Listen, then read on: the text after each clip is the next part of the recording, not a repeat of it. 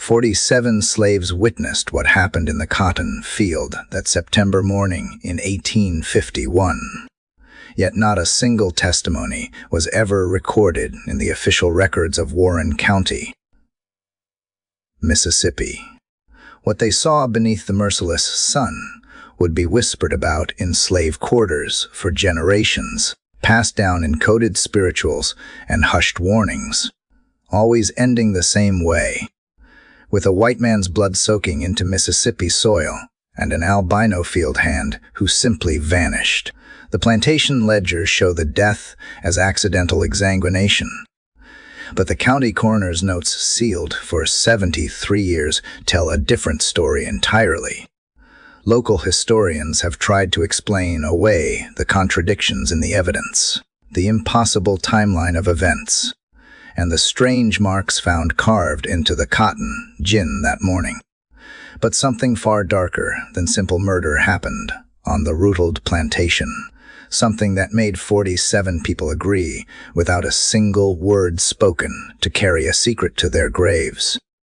Before we continue with the story of Caleb and the blood-soaked cotton fields of the Rutland plantation, I want to ask you something.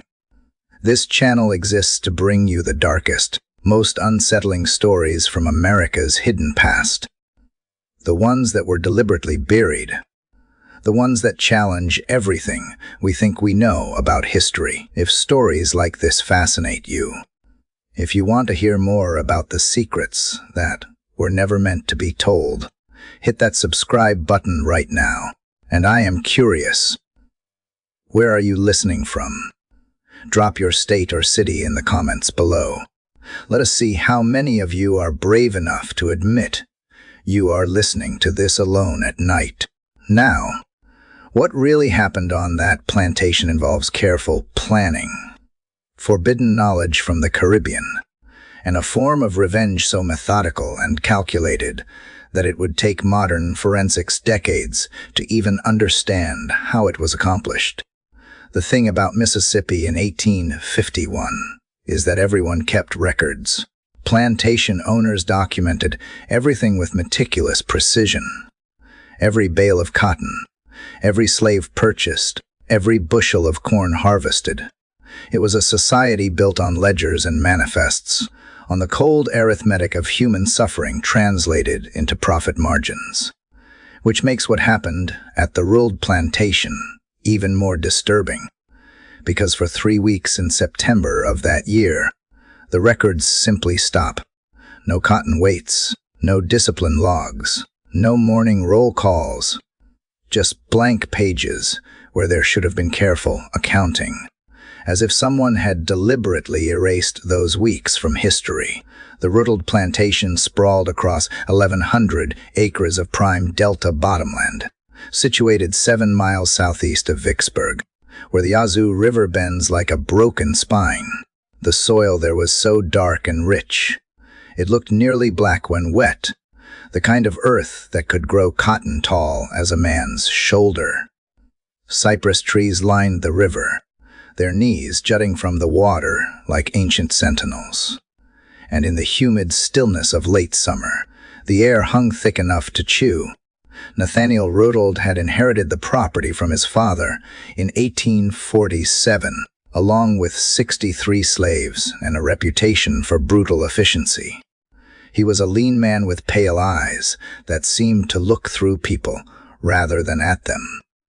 And he ran his plantation with the cold calculation, someone who viewed human beings as nothing more than machinery that occasionally required maintenance. The slaves on the Rutledge place worked longer hours than most in Warren County, and the overseer, a thick-necked Georgian named Virgil Pence, enforced discipline with a braided leather whip that he had named Salvation.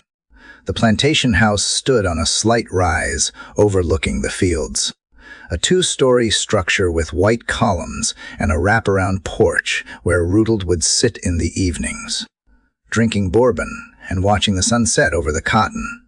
That would make him wealthy. His wife had died in childbirth 3 years prior, and their son, a pale, sickly boy named Thomas, was being raised by a house slave named Patience, who had lost her own child the same week Rutled's wife had passed. Among the 63 souls who labored in those fields, there was one who stood apart in a way that made even the other slaves uncomfortable. His name in the ledgers was simply Caleb, acquired from a bankrupt planter in Natchez in the summer of 1848 for the unusually low price of $300. The reason for the discount was immediately apparent. Caleb was an albino, his skin as pale as any white man's, his hair the color of cotton lint, his eyes a startling pink that seemed to glow in certain lights. He was 24 years old, tall and powerfully built, but that white skin marked him as other, as wrong, as something that existed between worlds. In the slave quarters, they called him Ghost because of his appearance, and because he moved with an eerie silence, appearing and disappearing without sound. Some said his mother had been cursed. Others claimed he was touched by spirits.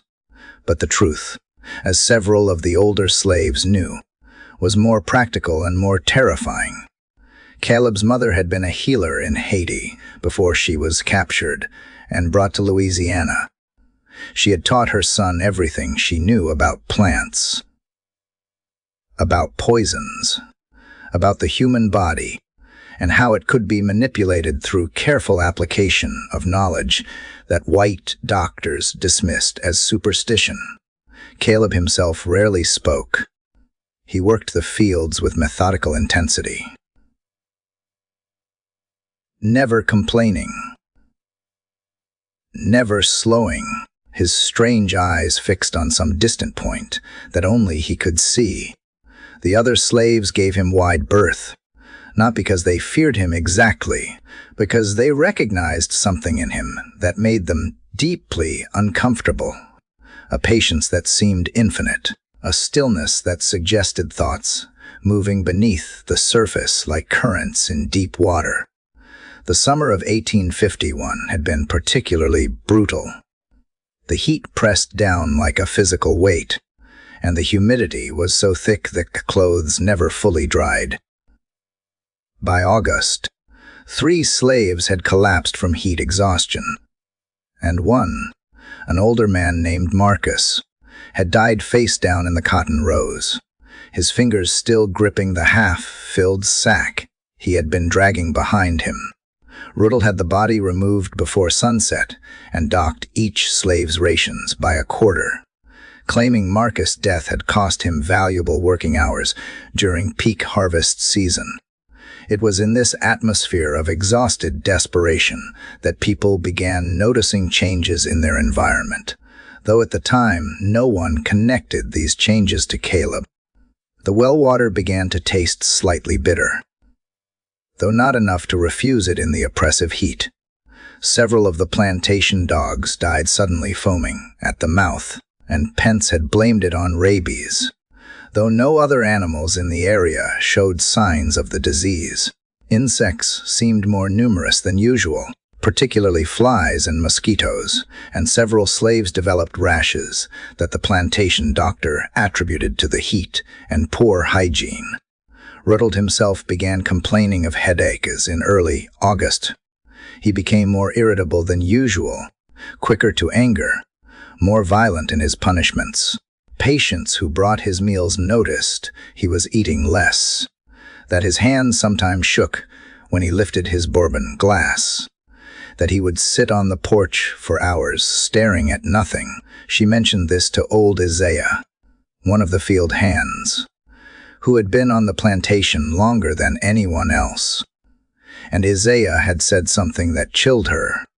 "Master's being prepared. Someone's getting him ready." Caleb had been working the section of field closest to the house that summer, close enough to observe Rutledge's routines, close enough to note when the master took his meals, when he drank his bourbon, when he visited the necessary house behind the main building. Several slaves later reported that Caleb had been collecting things. Certain plants from the woods, bark from specific trees, roots that he would dry in the sun and grind into powder. When asked what he was doing, he would simply say he was making medicine for his joints, which ached from the labor. But Isaiah knew better. His grandmother had been from the islands, and she had taught him to recognize the signs of someone practicing what she had called slow work. The careful, methodical application of natural substances that could alter a person's body chemistry over time, weakening them, making them susceptible to conditions that would appear natural to any doctor who examined them. Isaac remembered his grandmother saying that the best poisons were the ones that killed so slowly the victim never suspected they were being poisoned, that left the body in a state that mimicked natural disease. On the night of September 7th, a fieldsman named Samuel claimed he had followed Caleb into the woods beyond the cotton fields. He said he had watched from behind a sweet gum tree as Caleb had knelt beside the creek and carefully washed his hands and forearms with a mixture that smelled sharp and medicinal. Then Caleb had taken a small cloth bundle from his pocket and unwrapped it, revealing dried plant material that he sprinkled into the water while moving his lips in what looked like prayer, but might have been simple counting. Samuel said that when Caleb stood up, he had looked directly at the tree where Samuel was hiding, and even in the darkness, those pale eyes had found him immediately. Caleb had said nothing, had simply stared for a long moment before turning and walking back toward the quarters, and Samuel had understood in that moment that Caleb knew he had been watched and did not care. Samuel told this story to only 3 people, swearing them to secrecy. Within 2 days, all 3 had asked to be reassigned to different work details as far from Caleb as possible. Pence had obliged without asking questions, perhaps sensing something in their faces that made him uncomfortable asking for details. Nathaniel Rodald noticed none of this. His attention that September was consumed by cotton prices and yield calculations, though his ability to focus was becoming increasingly impaired. His headaches had intensified, and he had begun experiencing episodes of dizziness and nausea. The plantation doctor, an elderly man named Hiram Kendrick, had examined him twice and could find nothing obviously wrong, though he noted that Rodald's pulse seemed weak and irregular. His skin had taken on a grayish cast, and his eyes appeared slightly jaundiced. Kendrick prescribed rest and a reduction in bourbon consumption, advice that Rodald ignored. What the doctor did not know, what no one knew except Caleb, was that for 3 months, small amounts of carefully prepared plant extracts had been finding their way into Rodald's food and drink, not enough to cause immediate illness, but enough to gradually weaken his cardiovascular system, to make his blood vessels more fragile, to alter his blood chemistry in ways that would become catastrophic under the right conditions. Caleb had learned from his mother that the human body could be manipulated like any other system, that with patience and knowledge, a person could be reduced to a state where a final trigger would cause complete systemic collapse. The plants Caleb used were not exotic or rare. Pokeweed root, which grew abundantly in Mississippi, and which in small doses could cause internal bleeding. White snake root, which affected blood coagulation. Foxglove leaves, which disrupted heart rhythm. Water hemlock root, which in minute quantities could damage blood vessels. Each substance was carefully measured, carefully timed, carefully administered through patients who brought Rodald's meals, and who had lost her own child to the master's cruelty, and who asked no questions when Caleb gave her tiny vials of clear liquid to add to the bourbon decanter. By early September, Rodald's body was a biological time bomb. his cardiovascular system so compromised that any significant stress could trigger catastrophic failure. All that was needed was the right moment, the right trigger, on September 14th, a Saturday. Rutland made a decision that would seal his fate. Though he had no way of knowing it at the time, he had been drinking since early afternoon, the bourbon making him more irritable than usual. And when Pence brought him the week's cotton weights, he flew into a rage. The numbers were down by nearly 12% from the previous week. Someone was slacking. Someone was stealing from him with their laziness. He demanded to know who was responsible for the shortfall.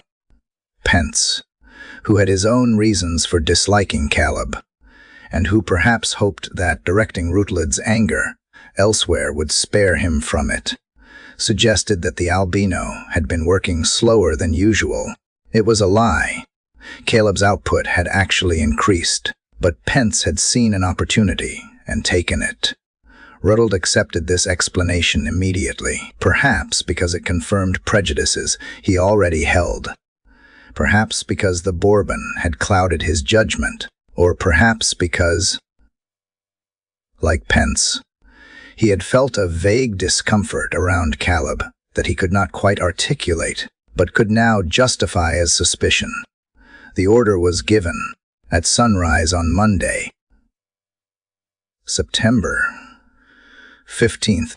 Caleb would receive 20 lashes in front of the assembled slaves, and his rations would be cut by half for 2 weeks. Furthermore, he would be assigned to work this section of field closest to the overseer's shack, where Pence could watch him directly. The punishment was excessive, even by the harsh standards of the Rutland plantation, and several of the older slaves exchanged worried glances when Pence announced it that evening. They had seen the way Caleb had been moving through the summer, the careful attention he had paid to everything around him, and they recognized the signs of someone preparing for something. That night, no one slept well in the slave quarters. The air felt charged, heavy with something more than humidity. Dogs in the surrounding farms barked continuously from midnight until dawn, though this was likely due to a pack of wild hogs moving through the area. Several people later reported hearing sounds they could not identify, though in the darkness and exhaustion, human perception is notoriously unreliable. Patience woke 3 times from nightmares she could not remember, each time with her heart racing and sweat soaking her thin blanket. Caleb spent that night in his shack at the edge of the quarters, preparing the final element of his plan. From the rafters, he retrieved a small leather pouch that contained a powder he had been preparing for weeks, a concentrated mixture of plants that, when inhaled or absorbed through mucous membranes, would cause rapid vasodilation and catastrophic blood pressure collapse. The powder was extremely fine, almost like dust, and could be easily concealed and deployed. His mother had taught him how to make it, had warned him it was dangerous even to handle, had told him it should only be used as a last resort, because once deployed, the results were irreversible and unmistakable to anyone who knew what to look for. He also prepared a small glass vial containing a clear liquid. Another extract, this one designed to be applied to skin where it would be absorbed transdermally and cause immediate cardiovascular crisis in someone whose system had already been compromised. The combination of months of slow poisoning followed by these 2 final agents would create a medical emergency so severe and so rapid that death would be inevitable and the symptoms would mimic a natural hemorrhagic event that doctors of the era would have no way to properly diagnose or treat. Monday morning arrived with a sky like hammered putter and air so still that nothing moved, not even the leaves on the trees. The temperature was already 85 degrees, when the wake-up bell rang at 5:00, and by the time the slaves had assembled in front of the big house, the heat was oppressive, a physical weight that pressed down on shoulders and made breathing laborious. Rutland emerged onto his porch at 6:00 sharp, dressed in a white linen suit despite the early hour. He carried his bourbon glass, even though it was barely dawn, and his eyes were bloodshot from the previous night's drinking. His hands shook slightly as he set the glass down on the porch railing, and his skin had a grayish undertone that suggested his body was already in distress. Pence stood beside him, the whip called Salvation coiled in his thick hands. The 63 slaves stood in rough rows facing the porch, their faces carefully blank, their eyes focused on nothing in particular. This was survival. Show no emotion, reveal no thoughts, become invisible even while standing in full view. Bring out the albino, Rutledge said, his voice carrying clearly in the dead air, though it sounded strained, as if speaking required effort. Caleb emerged from the quarters, walking slowly, each step measured and deliberate. He was shirtless, his pale torso almost luminous in the growing light, and there were marks on his arms, deliberate scars that he had given himself over the years, each one representing a person he had lost to slavery's cruelty, each one a reminder of why he was doing what he was doing. His pink eyes were fixed on Rutledge with an intensity that made several slaves look away. He moved with purpose, like someone approaching the culmination of long planning. He stopped 10 feet from the porch and stood perfectly still, his hands loose at his sides, his breathing slow and regular. In his right hand, concealed against his palm, was the small leather pouch containing the powder. In his left hand, hidden against his wrist, was the tiny glass vial. He had practiced this moment in his mind 1,000 times, had planned every movement, had calculated every risk. Pence moved toward him with the whip, but something made the overseer pause. Later, he would tell the county sheriff that he had felt uneasy, that something about Caleb's stillness had been unnerving, though he could not articulate why. But Rutland was watching, and pride pushed Pence forward. Strip him to the waist and tie him to the post,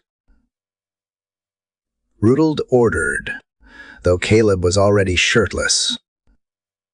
2 slaves, men who had known Caleb for 3 years, but had never felt comfortable around him,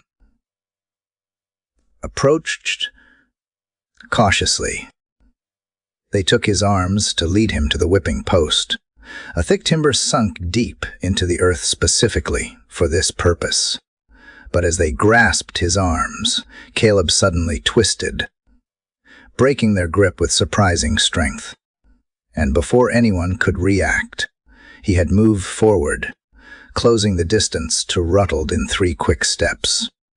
"You will not touch me," Caleb said, his voice low, but carrying clearly. "Not with that whip. Not ever again." Rutland's face went pale, then flushed red with rage. He descended the porch steps, moving toward Caleb with his fists clenched, his judgment impaired by bourbon and mounting fury. "You dare refuse me? You dare speak to me like that?" This was exactly what Caleb had been waiting for. Rutland close enough to touch, his blood pressure already elevated by anger, his compromised cardiovascular system pushed to its limits by rage and alcohol. As Rutland reached for him, Caleb made 2 movements so quick that most witnesses would later disagree on exactly what they had seen.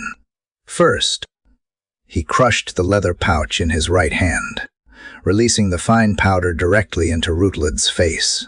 The master inhaled reflexively, gasping in shock and anger, drawing the powder deep into his lungs, where it would be rapidly absorbed into his bloodstream.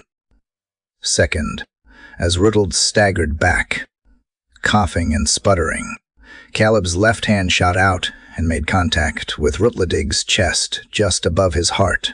The touch lasted less than a second, but it was long enough for the liquid from the broken vial, which Caleb had crushed against his own palm, to transfer to Rutled's skin through his thin linen shirt. The effect was not instantaneous, but it was rapid. The powder inhaled into Rutled's lungs caused immediate, severe vasodilation, dropping his blood pressure catastrophically. The liquid absorbed through his chest caused his already compromised heart to begin beating irregularly, too fast and then too slow, unable to maintain adequate circulation, and his blood vessels, weakened by months of slow poisoning, began to rupture internally. Rutland froze. His hands went to his chest, clutching at the place where Caleb had touched him. His eyes widened with confusion and the first edge of terror. And then, with everyone watching, a red stain began to spread across the white lining of his shirt, directly where Caleb had touched him. But there was no external wound.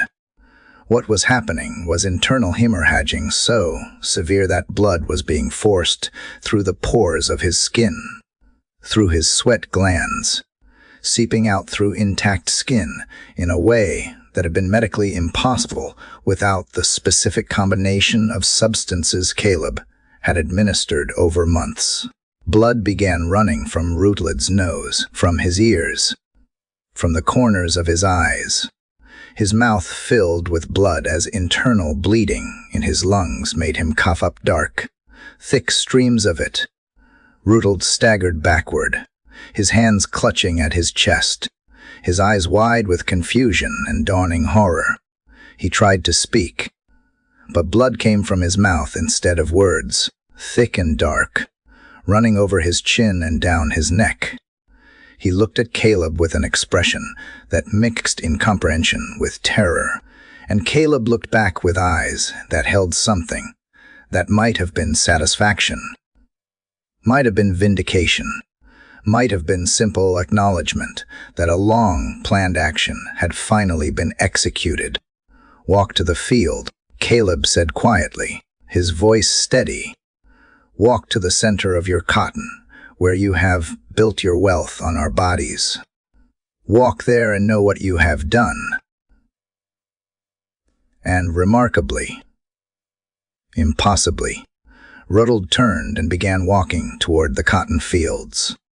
Medical science would later suggest that he was in shock, that his brain was starved of oxygen, that he was acting on some final autonomic impulse.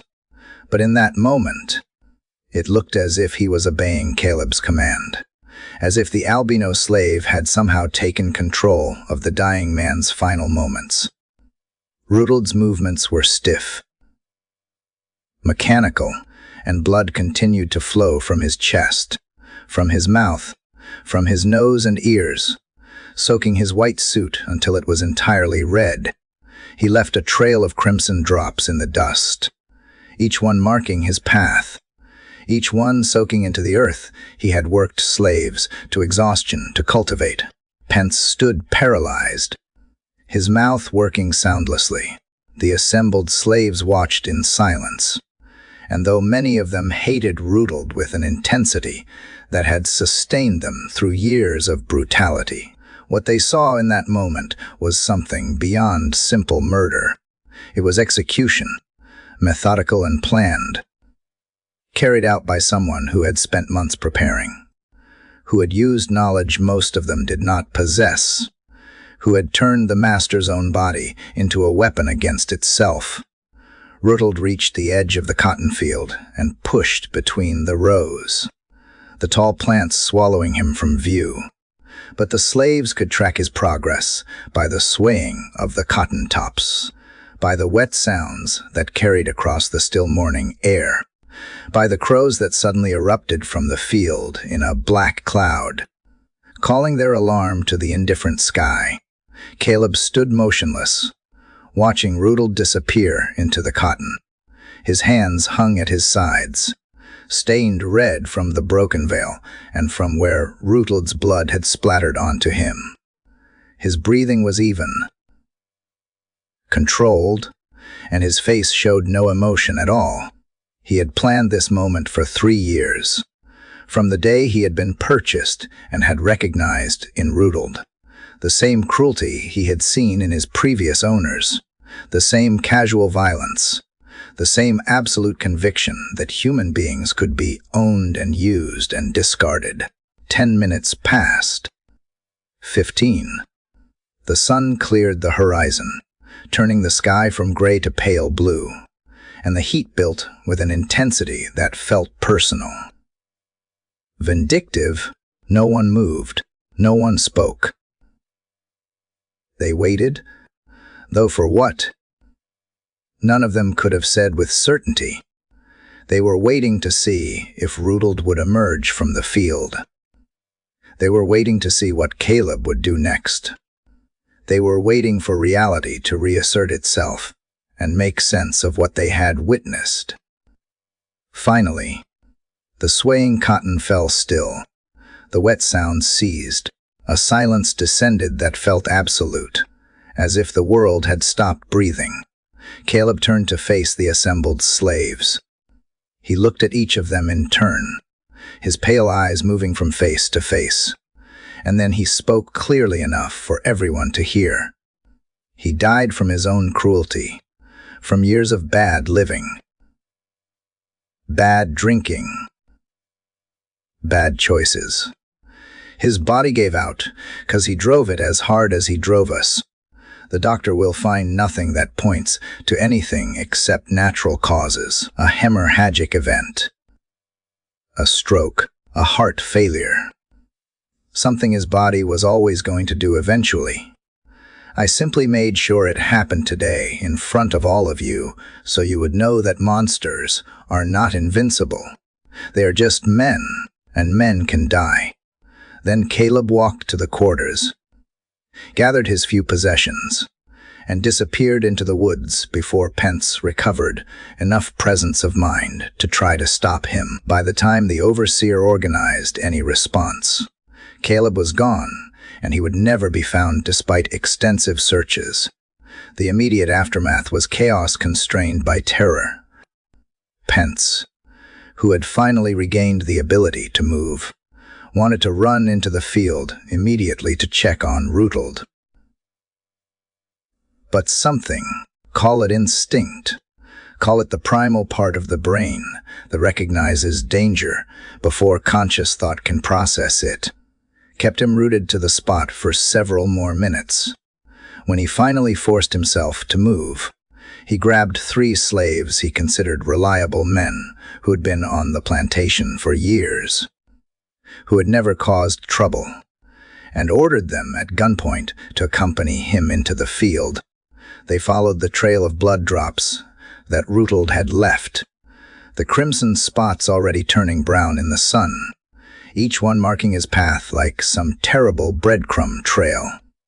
The cotton plants were taller than usual that year, nearly 7 feet high, and moving between the rows felt like walking through a maze. The leaves brushed against their skin with a sound like whispering, and flies had begun to gather, their buzzing growing louder as the group pushed deeper into the field. They found Rutild in a clearing at the center of the field, in a spot where the cotton had been planted in a circular pattern around a space, perhaps 10 feet in diameter. He was lying on his back, his arms spread wide, his legs straight. His white suit was now entirely red, soaked through with blood, and more blood had pooled beneath him, soaking into the earth in a dark stain that would remain visible for weeks. But it was his face that made 2 of the 3 slaves turn and run immediately, leaving Pence and the remaining man, an older slave named Isaiah, staring down in horror. Rutild's skin was paper white, so pale it was nearly translucent, drained of blood to a degree that seemed impossible. His eyes were open, staring upward at the sky, but they were filmed over and colorless. His mouth hung slack, and his tongue looked bleached. Every visible inch of skin was covered in tiny red dots. Petechiae, where capillaries had ruptured and bled beneath the surface. Blood had dried in streams from his nose, his ears, the corners of his eyes, his mouth. But despite the obvious horror of his death, despite what must have been agonizing as his blood vessels ruptured throughout his body, Rutled's face showed neither pain nor fear. Instead, he looked almost peaceful, almost relaxed, and this was perhaps the most disturbing detail of all. The expression suggested that in his final moments, his brain starved of oxygen and flooded with endorphins. He had experienced something like relief, like release, as if death had been a mercy compared to whatever terror had gripped him in those final minutes of consciousness. Isaiah, who had seen more death in his 60 years than any man should, took one look at that expression and said a single word: poison. Pence asked what he meant, and Isaiah shook his head. Not regular poison that kills you quick. Something slow. Something careful. This took planning. This took knowledge. That ghost knew what he was doing. He has been preparing Master Rutland for this moment for months, and none of us saw it. An examination by Jar. Hiram Kendrick later that afternoon would confirm Isaiah's suspicions. Though the doctor would never speak of it publicly, Kendrick was old enough and experienced enough to recognize the signs of systematic poisoning when he saw them. Rutledge's liver was enlarged and showed signs of toxic damage. His kidneys were inflamed. His cardiovascular system showed evidence of chronic stress and damage to blood vessel walls. The massive hemorrhaging that had killed him was not spontaneous. It was the final result of months of careful preparation. The culmination of a plan that had weakened every system in Rutledge's body until a final trigger could cause complete collapse. Kendrick found traces of plant material in Rutledge's lungs, a fine powder that he could not identify, but which had clearly been inhaled shortly before death. He found chemical burns on Rutledge's chest, where some caustic substance had been absorbed through the skin. He estimated that Rutledge had lost nearly 5 quarts of blood, most of it internally, and that the hemorrhaging had occurred through thousands of ruptured capillaries throughout his entire body. A medical event so catastrophic that Kendrick had never seen anything like it in 40 years of practice. This was murder, Kendrick wrote in his preliminary notes, which he carefully sealed and hid.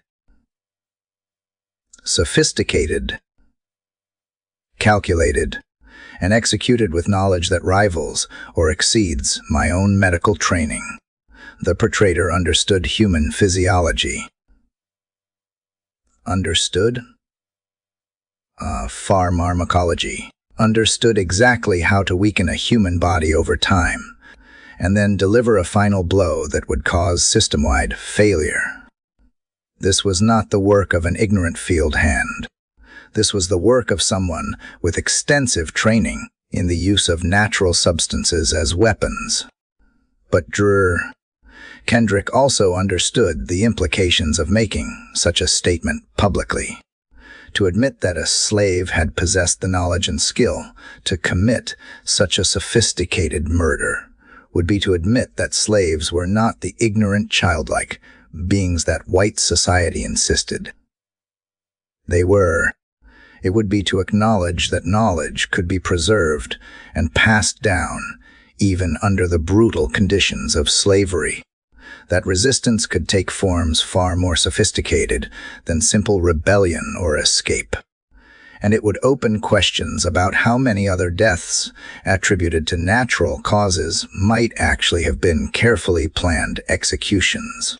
So, Kendrick wrote a second report, the official one that would go into the public record.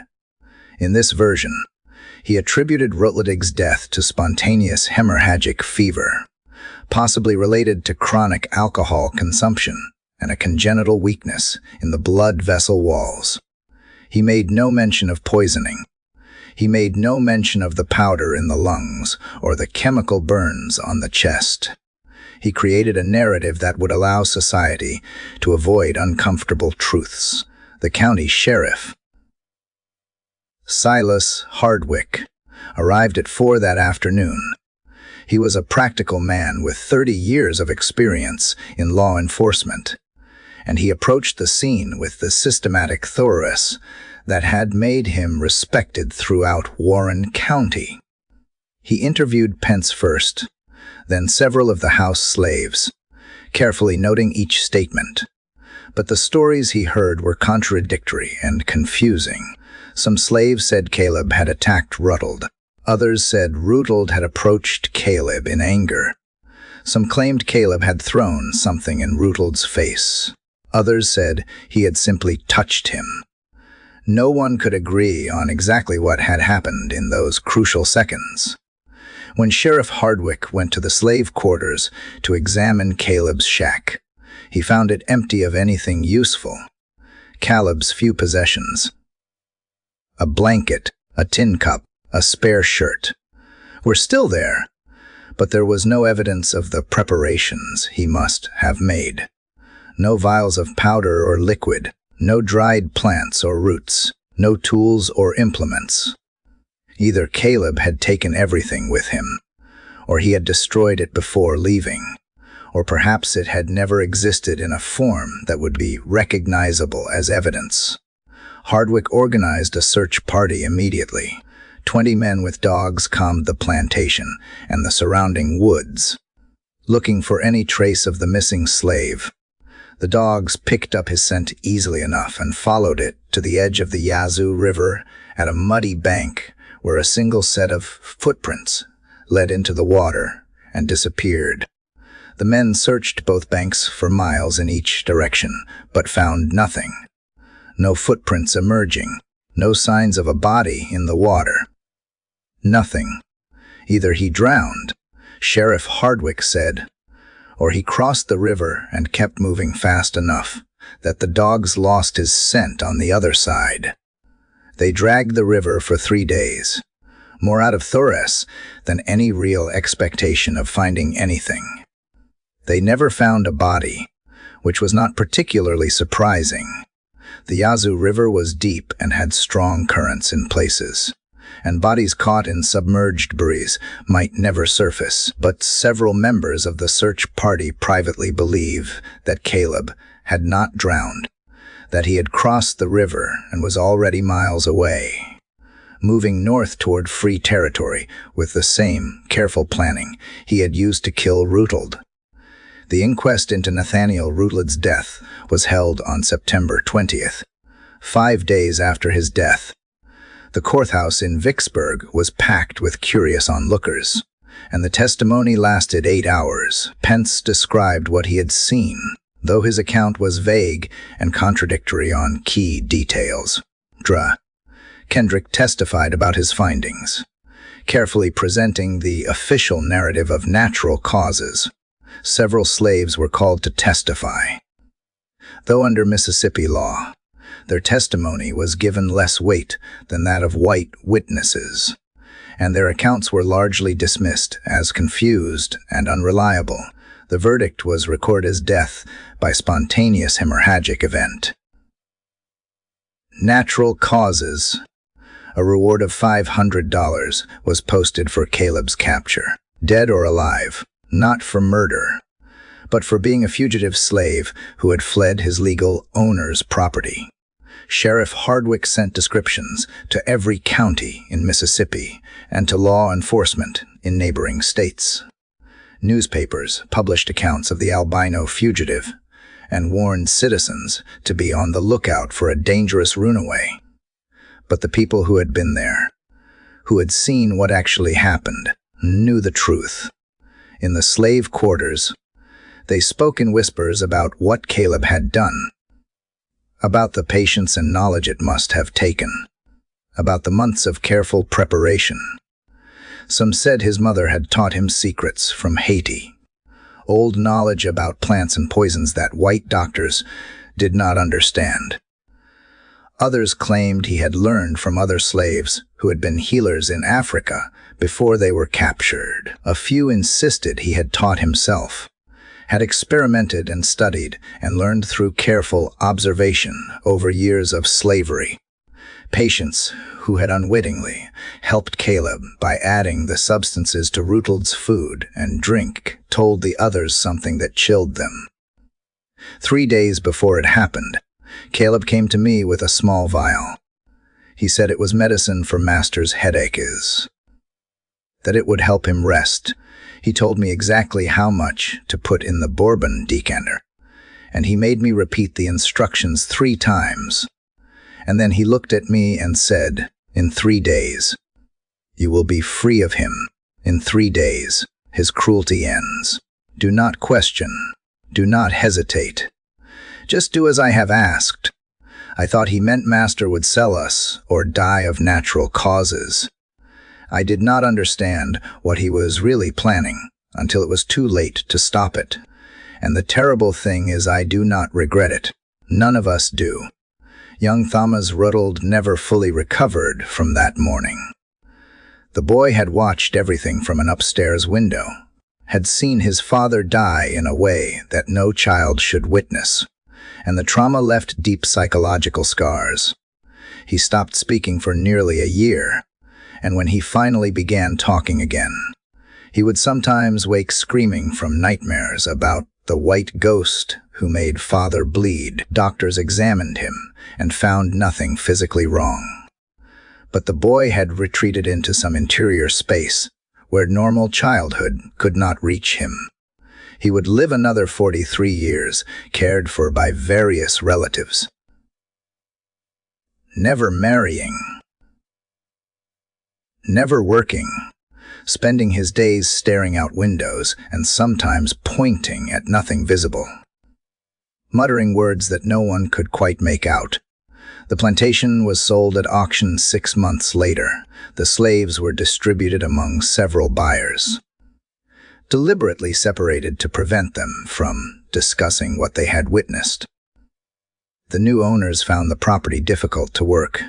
Several overseers quit within weeks, claiming the slaves were unsettled and unresponsive, though the real reason was likely that the story of what had happened had spread, and no white man wanted to be the next victim of similar treatment.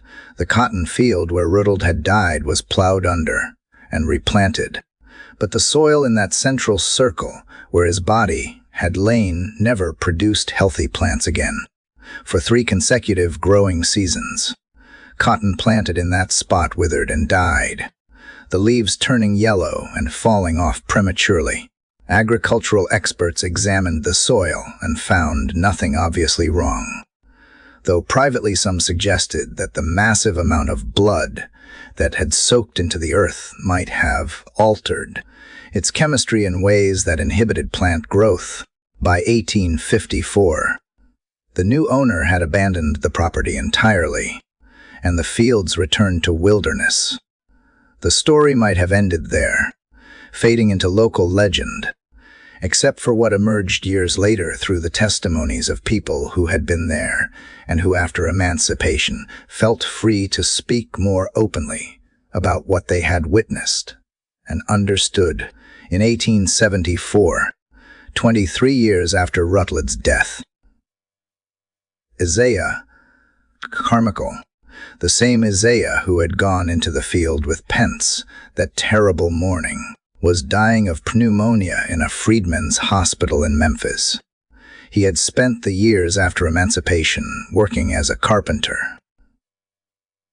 living quietly, raising a family, but on his deathbed, with his grown children gathered around him, he suddenly began speaking about September 15th, 1851, providing details he had kept silent about for more than 2 decades. What Isaiah revealed was recorded by a hospital chaplain named Reverend Marcus Sullivan, who had made a practice of documenting the last testimonies of formerly enslaved people, believing their stories deserved to be preserved.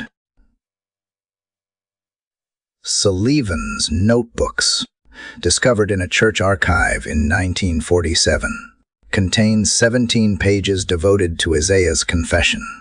According to Isaiah, the events of that morning did not begin with the confrontation between Caleb and Rutledge.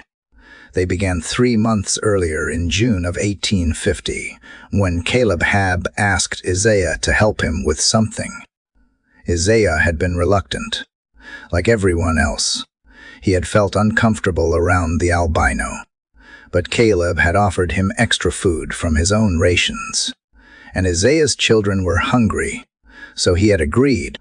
Caleb had led him into the woods at midnight on the night of the summer solstice, though the significance of that particular night was likely more psychological than practical. Caleb understood that creating an atmosphere of ritual and secrecy would ensure Isaiah's silence. There, in a clearing beside the creek, Isaiah had watched as Caleb had shown him various plants growing wild in the Mississippi woods. He knew every plant by name. Isaiah said on his deathbed, his voice barely above a whisper, not the names white folks used, but old names, names from the islands and from Africa. He showed me pokey and told me how the root be dried, could be ground into powder that would cause bleeding inside the body if taken in small amounts over time.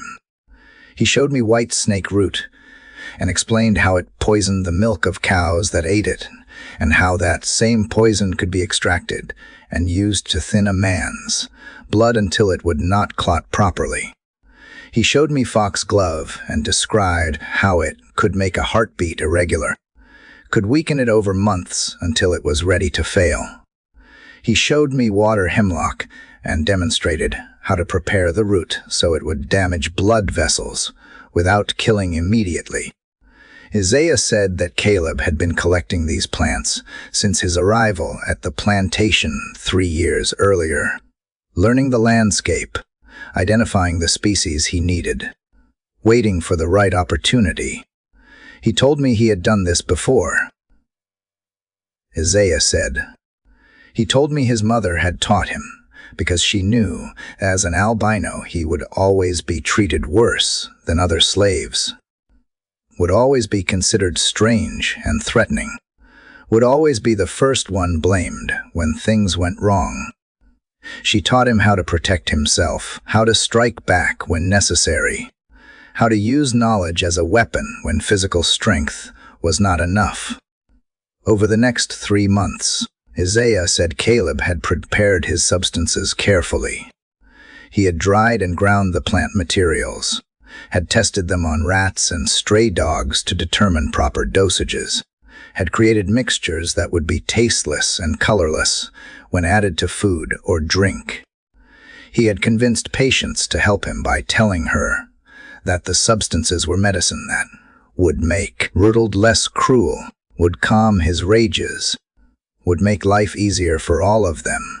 Patients had believed him because she wanted to believe him, because the alternative was to continue living under Rutledge's brutal authority. Caleb told me the key was patience.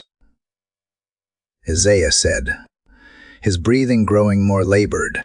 He said most poisons kill too quickly, make it obvious that murder has occurred.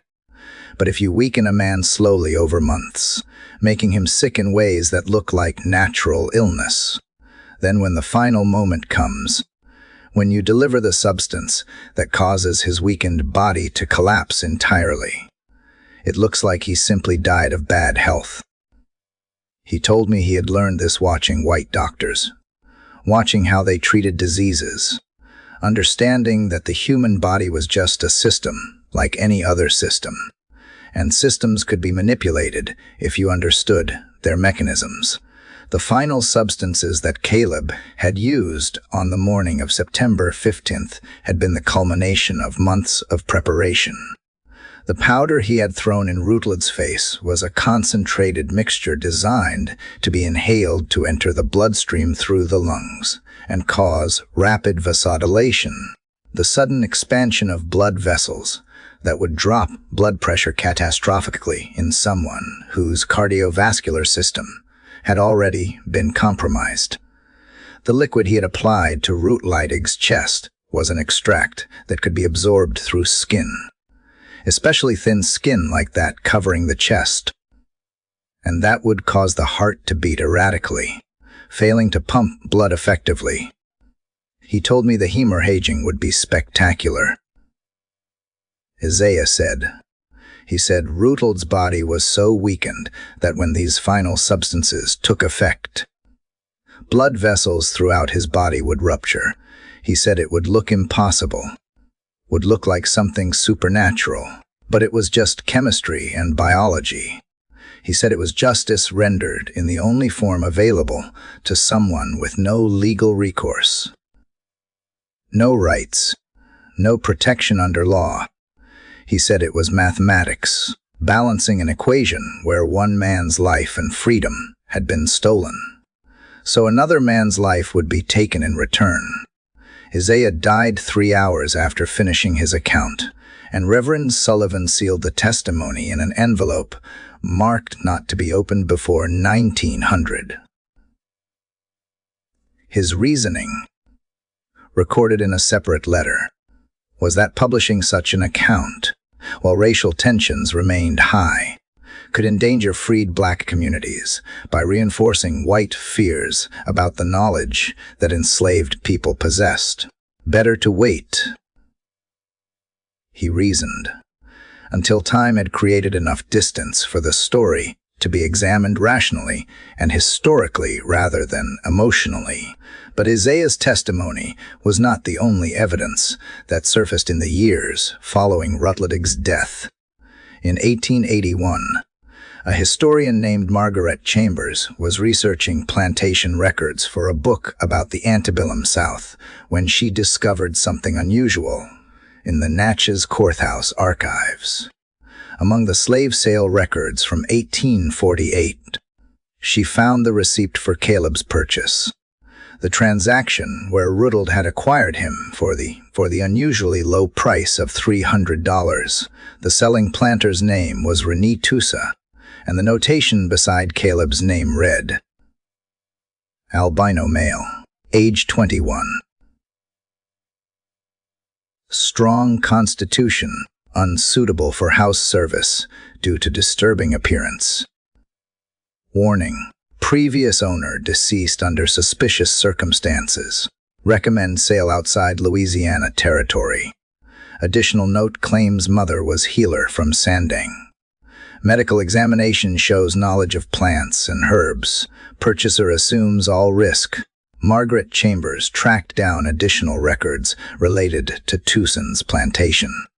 She discovered that the previous owner mentioned in the warning was a man named Jacku Bogard, who had died in March of 1848 from what the death certificate described as spontaneous hemorrhaging from all mucous membranes and vital organs. 3 slaves from that plantation had been sold immediately after Bogard's death, and one of them was Caleb. When Chambers tried to trace Caleb's history before Bogard, she found the records became increasingly sparse and contradictory, likely because slaves were often deliberately misidentified or had their records falsified to hide problematic histories. One bill of sale listed his birthplace as Haiti. Another claimed he had been born in New Orleans. A third insisted he had been purchased from a slave trader in Mobile. The conflicting information made it impossible to construct a coherent timeline, and Chambers began to suspect the records had deliberately obscured by slave traders who knew they were dealing with a dangerous individual, but wanted to make sales anyway. What she did find was a pattern. In every location where Caleb had been enslaved, she found reports of an owner or overseer dying under unusual circumstances. A plantation in Louisiana, where the master was found dead in a tobacco barn. His body drained of blood from massive internal hemorrhaging. A farm in Alabama where the overseer's body was discovered in a field, bloodless and pale as marble. A cotton gin in Georgia where the owner had collapsed and died while disciplining a slave, blood pouring from his eyes and ears. In each case, an albino slave had been present on the property. In each case, that slave had vanished or been sold shortly after the death. And in each case, local authorities had written off the deaths as natural causes, accidents, or the result of tropical diseases. No one wanted to believe that a slave, especially one as obviously marked as an albino, could possess the knowledge and planning ability to commit such sophisticated murders. Margaret Chambers never published her findings. Her notes, discovered after her death in 1903, suggest she had become convinced that she was tracing not a series of unrelated coincidences, but rather a single individual moving through the South, changing owners when necessary, settling accounts with those who treated him most cruelly, using knowledge passed down from his mother to survive, and occasionally to strike back. But the implications of such a theory were too disturbing for the time period, and she had sealed her research with instructions that it not be made public until 1950. If I am right, she wrote in her private journal, the Caleb represents something that white society has always feared but never wanted to acknowledge, that enslaved people possess intelligence, knowledge, an agency equal to or exceeding that of their oppressors, that they remember everything done to them, that they pass down knowledge across generations, that they are capable of sophisticated long-term planning, that they can use the tools of science and medicine as effectively as any trained physician, and that when pushed beyond endurance, they can deliver justice in forms that white legal systems would never recognize as valid, but which are nonetheless devastatingly effective. Meanwhile, reports of Caleb's survival and movements continued to surface sporadically over the years following his disappearance. In 1856, a riverboat captain on the Ohio River reported giving passage to an albino man who claimed to be a freed slave heading to Canada. The captain noted in his log that the man had paid in gold coins and that his hands were covered in scars that looked like deliberate patents, possibly self-inflicted as a form of identification or record-keeping. He was the politest passenger I ever carried, the captain wrote, but there was something in his manner that suggested he had seen and done things that would haunt most men forever. He spoke little, but watched everything, and I had the distinct impression he was cataloging every detail of the journey, as if committing it to memory for some future use. In 1863, during the Battle of Gettysburg, a Union surgeon named Drew Henry Walsh reported treating a soldier with unusual scaring who claimed to be an escaped slave fighting under an assumed name, Drew. Walsh noted that the soldier's appearance was remarkably pale, almost albino, and that he possessed medical knowledge that exceeded that of most field surgeons. He assisted me with several amputations and demonstrated techniques for controlling hemorrhaging that I had never seen before. Walsh wrote, when I asked where he had learned such skills, he said his mother had been a healer and had taught him everything she knew. He said knowledge was the only thing that could not be taken from a slave, the only form of resistance that was impossible to suppress. The soldier had told Walsh that he was fighting in the war not out of patriotism, but out of a belief that the destruction of slavery required the destruction of the economic and social systems that supported it. He said the war was justice being delivered on a national scale. Walt recorded the accumulated debts of generations being settled in blood and fire. He said he had spent years settling individual accounts, but this war would settle the larger account, the one that encompassed millions of stolen lives and generations of suffering. He said he would survive the war because he had survived worse, and that when it was over, he would continue his work in whatever form was necessary. Walsh never saw the soldier again after the battle, but he kept detailed notes about their conversations. Notes that would be discovered in 1923, and would add to the growing body of evidence that someone matching Caleb's description had survived his escape from Mississippi and had continued moving through American history, adapting to changing circumstances but maintaining the same core puros. In 1879, a missionary teacher in a freedman school in South Carolina reported an unusual visitor who came to observe her classes. She described him in a letter to her sponsors as a remarkably pale Negro man with white hair and pink eyes who claimed to have been born in slavery, but who possessed education that rivaled or exceeded my own. The teacher, Sarah Grimby, wrote that the visitor had donated a substantial sum of money to the school, more than $200 in gold, and had told her something she found both inspiring and unsettling. He said, education was the key to ensuring that the crimes of slavery would never be forgotten or repeated. Grimby wrote, he said that every child who learned to read and write was a witness who could testify to history, who could preserve memory across generations, who could ensure that truth would eventually prevail over the lies that had sustained slavery.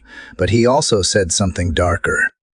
He said that some debts could never be fully repaid, that some crimes were so great that justice could only be approximated, never achieved. He said he had spent his life trying to balance accounts that were fundamentally unbankable, and that the frustration of that impossible task was its own form of torture. I asked him why he continued if he believed the task was impossible, and he looked at me with eyes that seemed far older than his apparent age and said, because memory must be honored, because the dead deserve to have their suffering acknowledged, even if it cannot be undone. These scattered reports collected by various researchers over the decades never amounted to definitive proof that a single individual had survived from 1848 through 1879 and beyond. They could be explained as different people with similar appearances and similar backgrounds. But taken together, they suggested something else, that Caleb had indeed escaped successfully, had made his way north, had survived the Civil War, and had continued living with the knowledge of what he had done and what had been done to him. The most disturbing evidence emerged in 1911, 60 years after Rutledge's death, when the Yazoo River flooded catastrophically, submerging large portions of Warren County beneath 15 feet of muddy water. When the waters receded 3 weeks later, the landscape had been fundamentally altered. The river had jumped its banks and carved a new channel, exposing sections of bottomland had been underwater or buried in silt for decades. Among the debris and mud left behind, workers cleaning up near the site of the old Rutledge plantation made a discovery that would restart the investigation into events from 60 years earlier. Buried in a mud bank, wrapped in oilcloth, and sealed in a metal box that had protected them from water damage, they found the personal journals of Nathaniel Rutledge, covering the period from January 1851 to September 14th, 1851. The day before his death, the journals were turned over to the County Historical Society, where they sat for 3 years before anyone read them carefully. When they were finally examined by a local historian named Thomas Everett in 1914, They revealed details that fundamentally changed the understanding what had happened in September 1851. According to his journal entries, Rutledge had been aware that something was wrong with his health. Starting in late June 1851, he described experiencing persistent headaches, episodes of dizziness, and unusual fatigue. He had consulted Dr. Kendrick multiple times, but the doctor had found nothing obviously wrong and had attributed the symptoms to stress and excessive drinking. Rutledge had initially accepted this diagnosis, but as the weeks progressed and his symptoms intensified, he had begun to suspect something else was happening. "I am beginning to fear that I have been poisoned," Rutledge wrote on August 15th. "My symptoms do not match any natural illness I have experienced or read about. The headache has come and go without pattern. My vision blurs unexpectedly. I feel weakness in my limbs that has no obvious cause. And most disturbing, I have noticed small spots of blood appearing on my pillow in the mornings, as if I am bleeding from my nose or mouth during sleep, though I never feel it happening." Dr. Kendrick dismisses my concerns and suggests I am imagining things. But I know my own body, and something is systematically wrong with it. The journal entries from late August and early September showed Rutledge's suspicions crystallizing into certainty. He began noting everything he ate and drank, trying to identify a pattern. He began suspecting various slaves of tampering with his food, but his focus kept returning to one individual, though he seemed reluctant to name him directly in the journals. "The albino watches me," Rutledge wrote on September 3rd. "I see him in the fields, and his eyes follow me as I ride past. There is something in that gaze that unsettles me profoundly. Not hatred, which I could understand and respond to with punishment. Not fear, which would be appropriate and satisfying, but rather a kind of patient calculation, as if he is measuring me for something, as if he is waiting for a specific moment that only he can recognize. I have considered selling him, but the financial loss would be significant, and I would have to explain why. I am selling a strong worker in the middle of harvest season. What would I say? That I fear him, that his stare makes me uncomfortable. I would be mocked." The entries from September 10th through September 14th showed Rutledge's physical and mental state deteriorating rapidly. He described tasting bitterness in his bourbon that had not been there before. He reported seeing blood in his urine. He noted that his gums bled when he brushed his teeth, that bruises appeared on his skin without any memory of injury, that his heart seemed to beat irregularly, skipping beats and then racing to catch up. Just when we thought we had seen it all, the horror in Warren County intensifies. If this story is giving you chills, share this video with a friend who loves dark mysteries.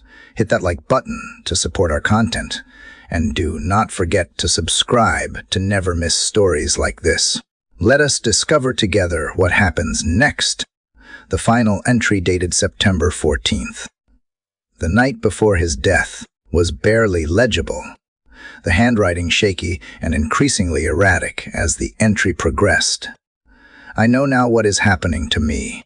I consulted a medical text that Dr. Kendrick left behind after his last visit, and I have identified my symptoms as consistent with systematic poisoning by plant-based substances.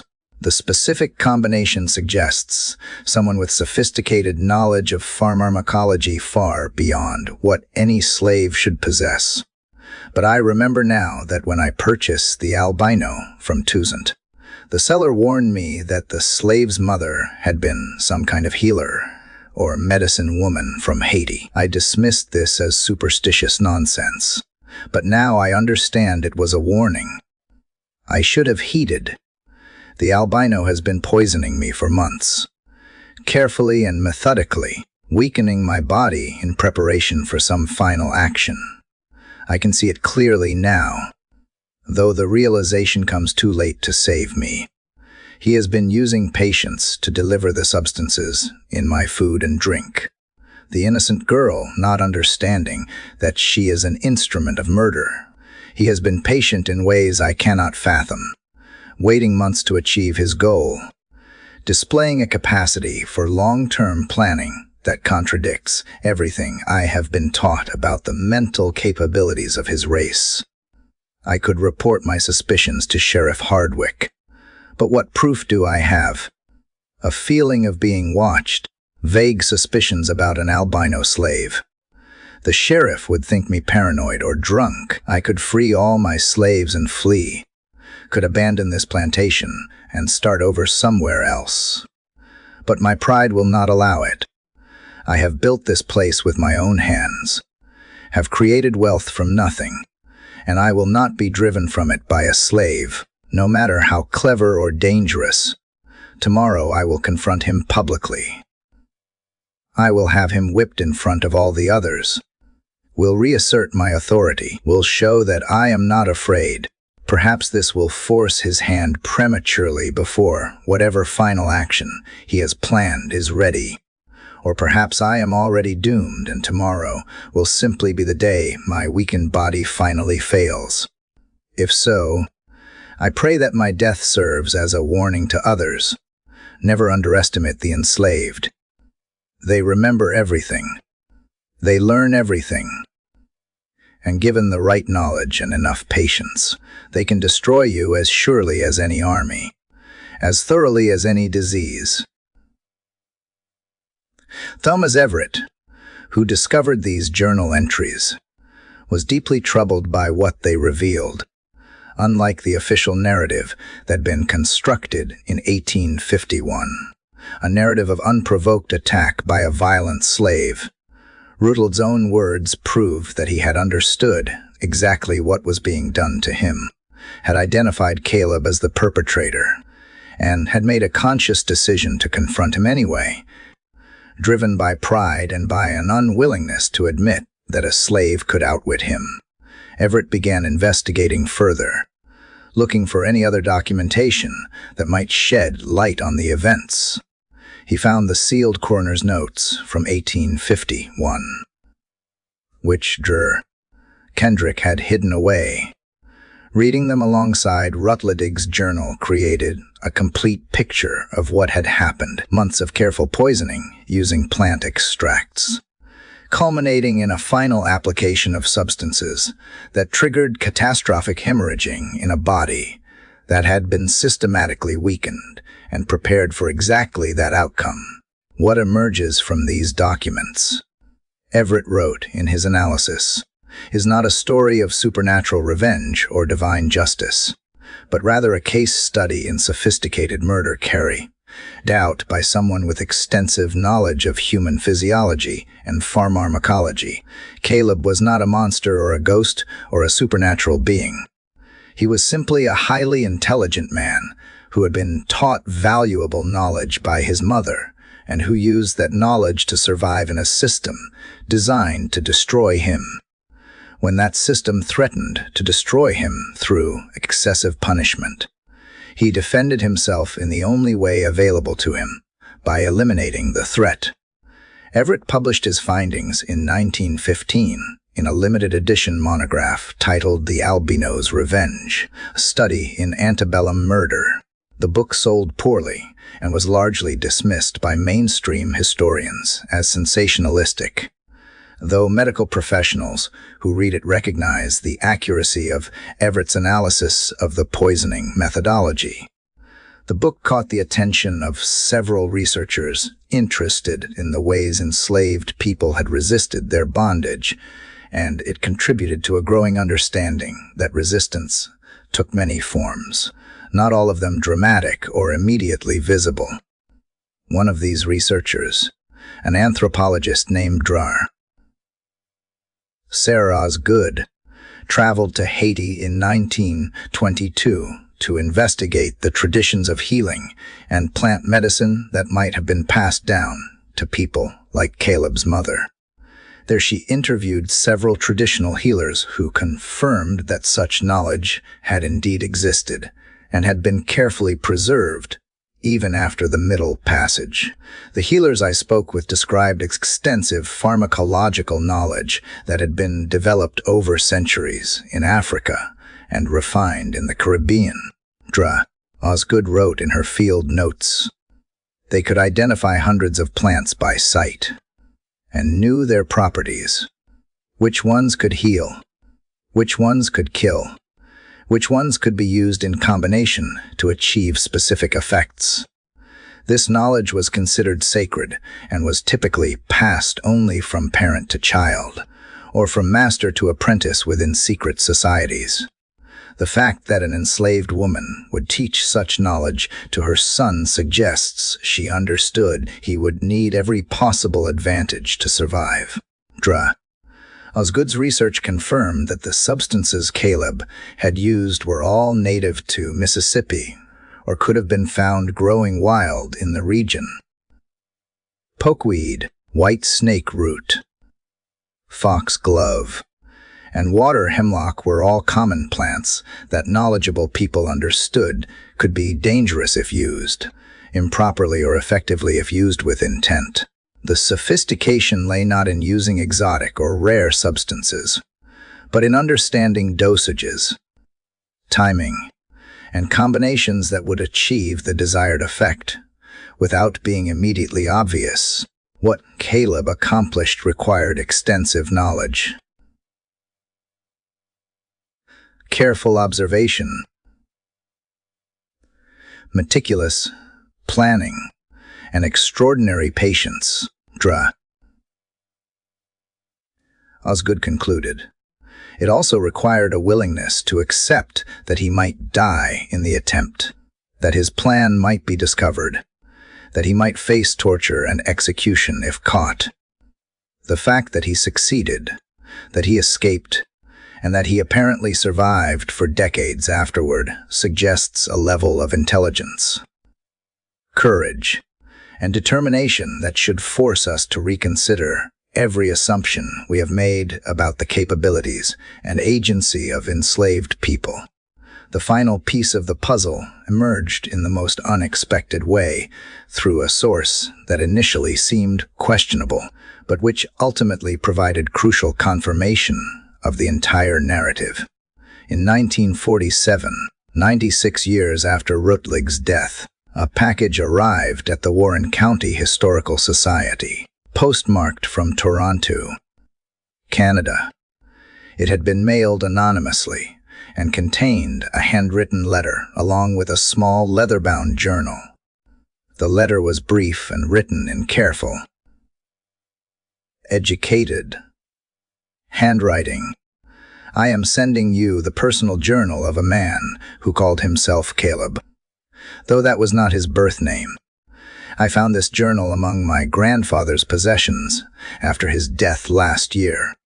My grandfather was a conductor on the Underground Railroad and helped many escaped slaves reach Canada in the years before and during the Civil War. Caleb was one of those he helped, and they remained friends until my grandfather's death in 1893. Caleb gave him this journal shortly before Caleb's own death in 1895, asking that it be preserved and eventually made public once enough time had passed that the truth could be told without endangering anyone. I believe enough time has now passed. The people described in these pages are long dead. The system they represented has been destroyed, but the story deserves to be known, both as a testament to one man's resistance and as a warning about what human beings become capable of when pushed to extremes. The journal itself was remarkable, written in a neat, precise hand. It covered Caleb's life from approximately 1845 through 1893, though it was not a daily diary, but rather a series of reflective entries written at various points over nearly 50 years.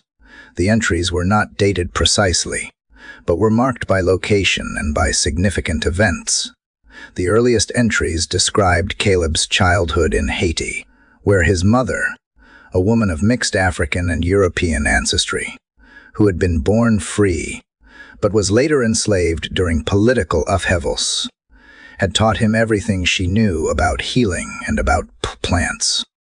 She had taught him to read and write in secret using a Bible she had hidden. She had taught him about the human body, about how it functioned and how it could malfunction. And she had taught him something else, something that would shape the rest of his life. My mother told me that knowledge was power, Caleb wrote in one of the earliest entries. But that for someone like me, marked by my white skin as different, treated with suspicion and fear by both blacks and whites, knowledge had to be hidden knowledge applied carefully and sparingly. She said, I would never be able to live as a normal man, would never be fully accepted by any community, would always be seen as strange and threatening. Therefore, I had to make my strange my strength. I had to become someone who understood more than others, who could see patterns they could not see, who could plan further ahead than they could imagine. She said I would have to be patient beyond normal human patience, and that I would have to accept loneliness as the price of survival. The journal described Caleb's mother's death when he was 17, killed by an overseer who had tried to force himself on her, and whom she had poisoned in self-defense. Caleb had been sold shortly afterward, beginning a series of transactions that would take from Haiti to Louisiana, to Alabama to Mississippi. Progression marked by violence, and by Caleb's growing willingness to use his knowledge as a weapon when circumstances became intolerable. I did not want to become what I have become, Caleb wrote in an entry from approximately 1849. I wanted to live quietly, to work, to perhaps earn enough to purchase my freedom someday. But I learned that quietness is interpreted as weakness, that submission invites escalating cruelty, that the only thing that makes a master hesitate is fear. Not obvious fear that would invite immediate retaliation, but subtle fear. The uneasy sense that something is not quite right, that pushing too far might have consequences that cannot be predicted or controlled. I learned to cultivate that subtle fear. I learned to be present without being visible, to watch without being seen, to make small changes that accumulated over time into significant effects. And I learned that when necessary, when a master became too dangerous to be merely feared, he could be eliminated in ways that looked natural and inevitable, and the journal described Rutledge's death in detail, confirming everything that Isaiah and the other witnesses had suspected and that Rutledge's own journal had suggested.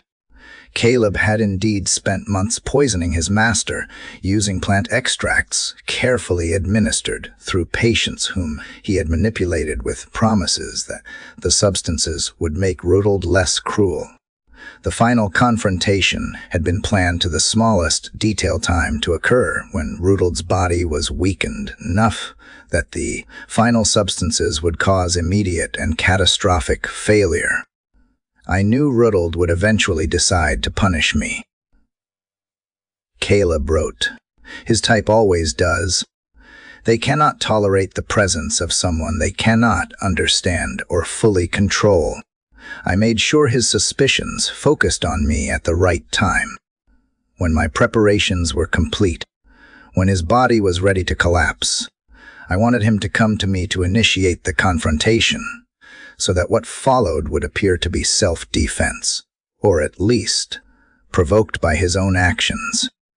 And I wanted witnesses so that what I had done would be remembered, so that other enslaved people would know that resistance was possible, even for those who lacked physical strength or opportunities for escape.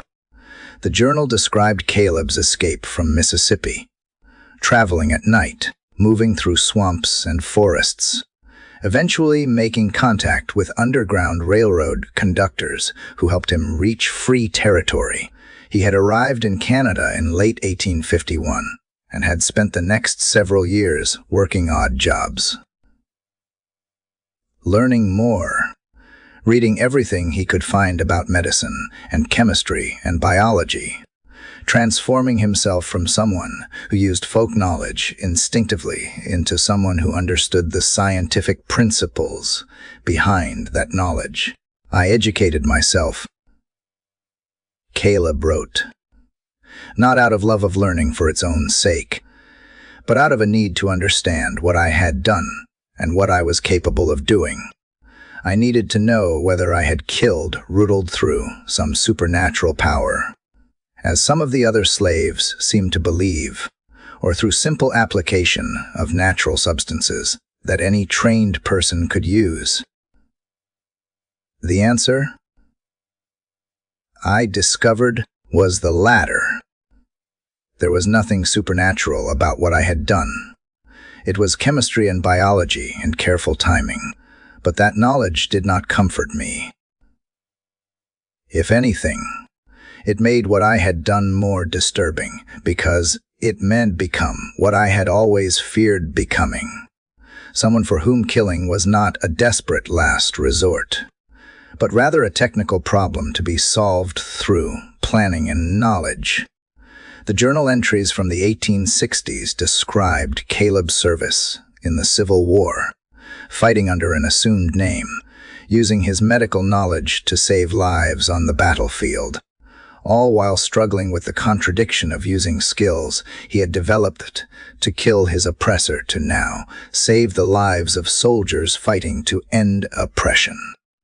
He had been wounded twice, both times recovering faster than doctors expected, and he had mustered out in 1865 with an honorable discharge and a small pension.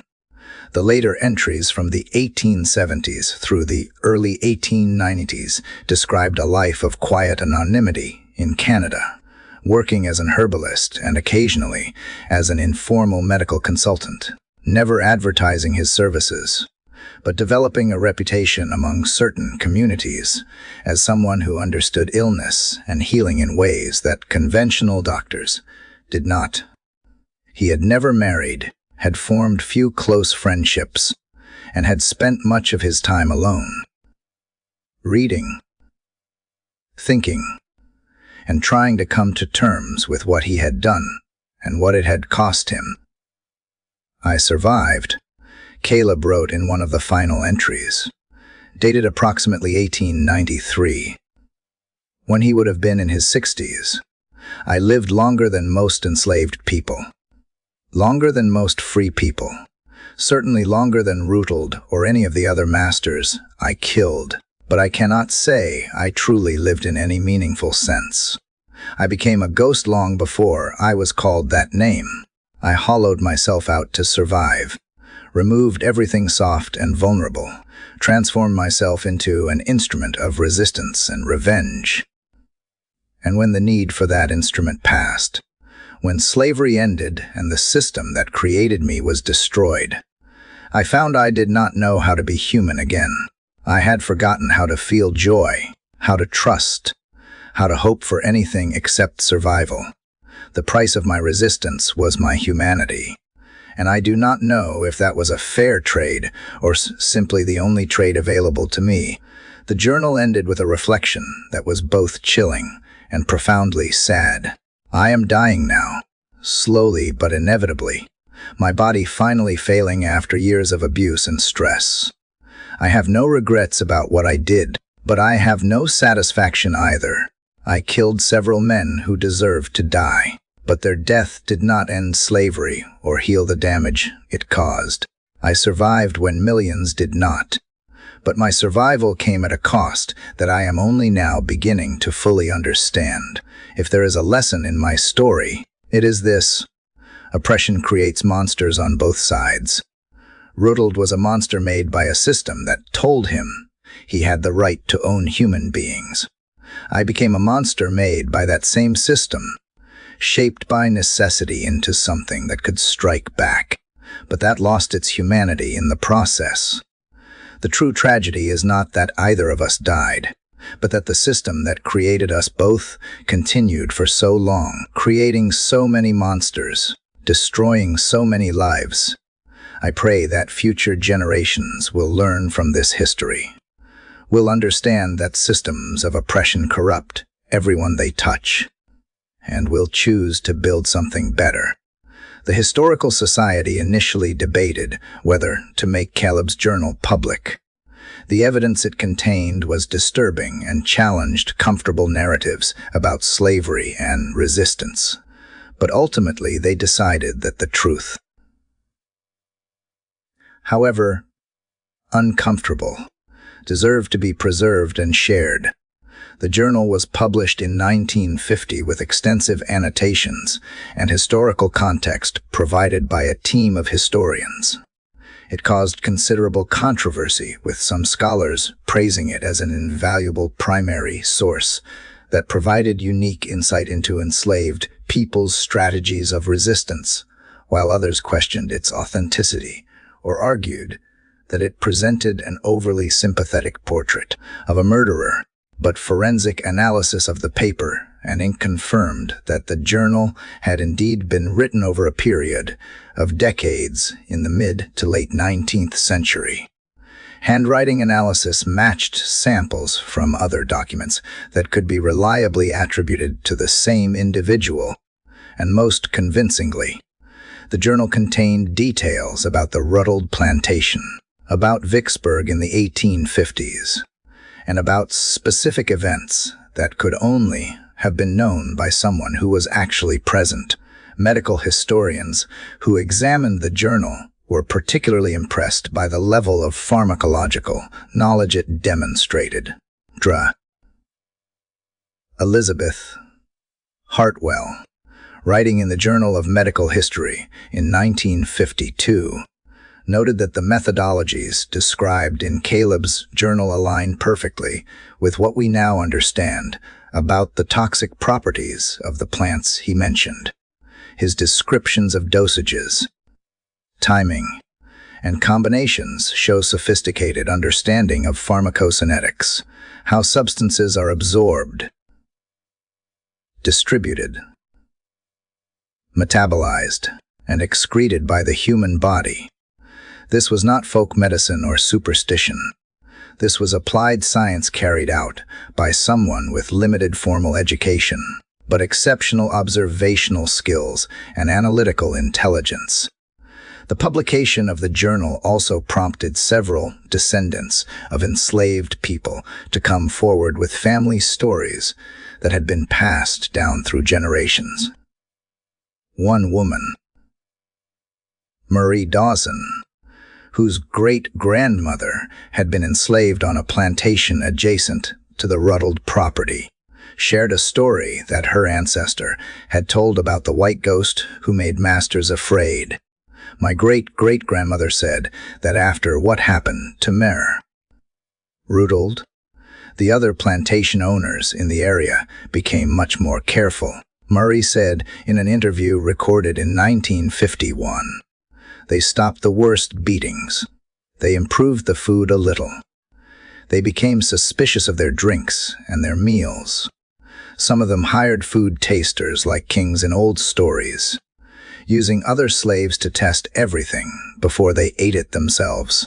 The fear spread beyond just that one plantation. The idea that a slave could kill a master without leaving evidence, could use knowledge as a weapon, could plan months in advance and execute a perfect murder. That idea terrified them, and that fear, my great-great-grandmother said, was worth almost as much as freedom. Not quite, but almost, because for a little while, they remembered that we were human beings capable of thought and planning and resistance, not just property to be used however they wanted. Other testimonies collected in the 1950s and 1960s suggested that Caleb's story, or at least versions of it, had spread through enslaved communities across the South, becoming a legend that inspired both hope and caution. Hope because it demonstrated that resistance was possible, even under the most oppressive conditions. Caution because the story also illustrated the terrible personal cost of such resistance, the way it transformed a person into something cold and calculating, something that could no longer fully participate in normal human community. Forensic investigators in the 1960s, using newly developed techniques, examined the soil samples that had been preserved from the site where Rutled's body had been found. They confirmed the presence of unusually high concentrations of certain alkaloids and plant compounds that match the substances Caleb had described using.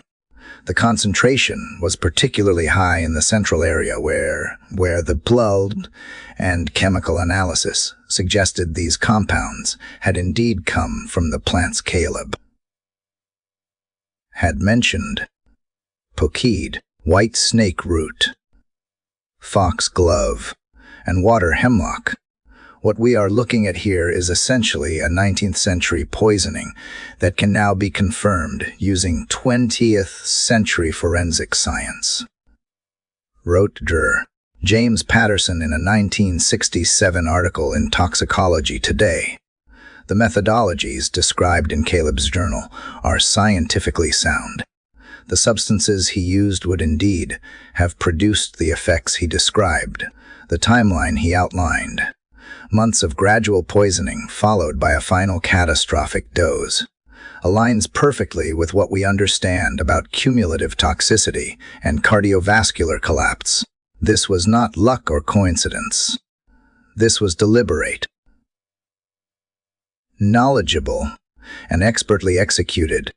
The last confirmed reference to Caleb appeared in Canadian census records from 1891, where a man matching his description described as albino negro, age approximately 64. Occupation: herbalist. Unmarried. No children. Was listed as living alone in a rural area outside Toronto. The 1901 census showed no such person at that address or anywhere in the surrounding region, suggesting that Caleb had died sometime in the 1890s, as his journal indicated.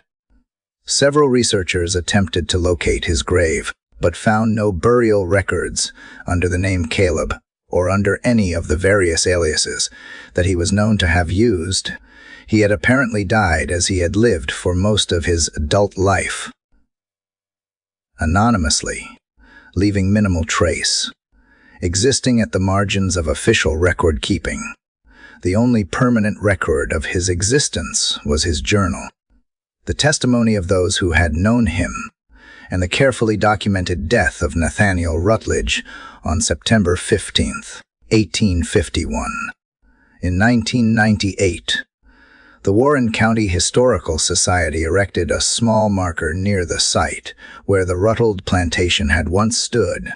The marker does not mention Caleb by name or describe the specific circumstances of Rutledge's death, but it acknowledges the complexity of the historical record.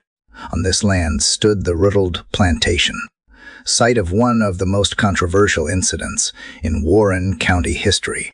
In September 1851, plantation owner Nathaniel Rutledge died under circumstances that remain disputed. Official records attributed his death to natural causes. Other accounts suggest he was killed by an enslaved person using sophisticated knowledge of plant toxins. Whatever the truth, this incident serves as a reminder that the history of slavery is not simple, that resistance took many forms, and that enslaved people possessed intelligence, knowledge, an agency that the system of slavery attempted but failed to completely suppress. We remember all who lived and died here, both the oppressor and the oppressed, as we work to ensure that such systems of human exploitation are never permitted to exist again. The marker sparked protests from some local residents who felt it was inappropriate to commemorate what they considered a murder, while others praised it for acknowledging historical complexity. The debate continued in local newspapers for months, with historians, civil rights activists, and descendants of both enslaved people and slave owners offering competing interpretations of what the incident meant and how it should be remembered. But perhaps the most telling commentary came from Dr. Angela Freeman, an African-American historian who had studied Caleb's case extensively. In a 2003 article titled "The Ethics of Resistance," reconsidering violence in the context of slavery, she wrote, "We are uncomfortable with Caleb because his story forces us to confront questions we would prefer to avoid. Was he justified in killing Rutald? By modern legal standards, no. He committed premeditated murder. But can modern legal standards be applied to a system where enslaved people had no legal recourse? No protection, no recognition as human beings with rights, where violence against them was not only legal but socially acceptable, where they faced brutality, family separation, and death as routine aspects of their existence. Caleb chose violence, but he chose it carefully, methodically, and after exhausting all other options. He did not kill randomly or out of passion.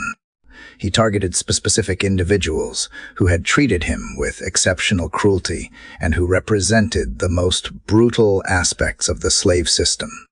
He used knowledge rather than physical force, planning rather than rage, and he paid a terrible price for his resistance, losing his humanity even as he preserved his physical life. The real question is not whether we approve of what Caleb did, but rather what his story reveals about the nature of oppression and resistance. Systems of oppression create situations where violence becomes one of the few available forms of agency. For the oppressed, they transform human beings into weapons against their oppressors, and they create moral complexities that cannot be resolved by simple condemnation or simple approval. Caleb was neither hero nor villain. He was a human being pushed beyond normal human limits who responded with intelligence, courage, and ruthlessness in equal measure. His story should disturb us. It should make us uncomfortable. And it should make us determined to build societies where such desperate measures are never necessary, where all people have access to legal justice, where knowledge is used for healing rather than for killing, and where no human being is ever pushed so far beyond endurance that they must hollow themselves out to survive. This mystery shows us that the deepest horrors of history are not supernatural but human systems that dehumanize, that push people to extremes, that force them to choose between submission and transformation into something they never wanted to become. It shows us that resistance can take forms we never imagined, carried out by people we might recognize as heroes using methods that make us profoundly uncomfortable. And it shows us that the legacies of such systems echo forward through generations, creating moral complexities that cannot be easily resolved or forgotten. What do you think of this story? Do you believe Caleb was justified in what he did, or do you think his actions crossed a moral line that should never be crossed regardless of circumstances? Was he a freedom fighter using the only weapons available to him, or a murderer who allowed himself to become as monstrous as his oppressor? Do such impossible moral situations still exist in our world today, where people face choices between submission to cruelty and resistance through violence? Leave your comment below.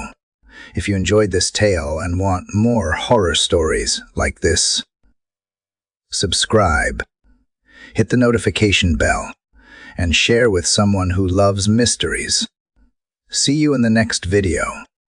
The cotton fields where Nathaniel Rutald died have long since returned to wilderness, reclaimed by the same nature that provided Caleb with the tools of his resistance. The Yazoo River still flows past the site, carrying water that has witnessed more history than any living person can remember. And somewhere in the soil of that place, molecules that were once part of Nathaniel Rootle's blood have been absorbed into plants, into trees, into the continuing cycle of life and death and transformation. The people who witnessed that September morning in 1851 are all long dead, but their descendants still live in Mississippi and across the country, carrying forward stories that were whispered in slave quarters and passed down through generations. And in those stories, Caleb remains not as a ghost or a supernatural being, but as something perhaps more unsettling, a real person who possessed real knowledge, who made real choices, and who demonstrated that even in the most oppressive circumstances, human beings retain the capacity for agency, for planning, for resistance, and for actions that permanently alter the course of individual lives and collective history. His story reminds us the people we have been taught to see as helpless victims were often anything but helpless. They were thinking, planning, resisting in ways both obvious and subtle, using whatever tools and knowledge they possessed to survive and occasionally to strike back. They were, in other words, fully human, capable of extraordinary courage, extraordinary intelligence, extraordinary patience, and yes, when pushed far enough, extraordinary violence. And that perhaps is the most disturbing lesson of all, that the system of slavery did not just victimize those it enslaved, but transformed some of them in people capable of calculated, methodical killing. That oppression creates its own resistance, and that resistance sometimes takes forms that we can understand but cannot fully approve, that we can document but cannot comfortably celebrate, that we must remember but cannot easily incorporate into simple narratives of good versus evil. Caleb lived and Caleb killed and Caleb died. These are the facts that can be documented through journals and testimonies and forensic evidence. Everything else, whether he was justified, whether his actions were heroic or horrific, whether his story should inspire or warn, remains forever open to interpretation, forever contested, forever forcing us to confront questions about violence and resistance and the terrible choices that oppression imposes on those who refuse to submit to it. The white ghost of Warren County was never a ghost at all. He was a man named Caleb, armed with knowledge his mother had taught him, driven by wrongs that had been done to him, and willing to pay the ultimate price. Not death, but the loss of his own humanity, to strike back against a system that sought to destroy him. Whether that makes him someone to admire or someone to fear, or perhaps both simultaneously, is a question that each person must answer for themselves.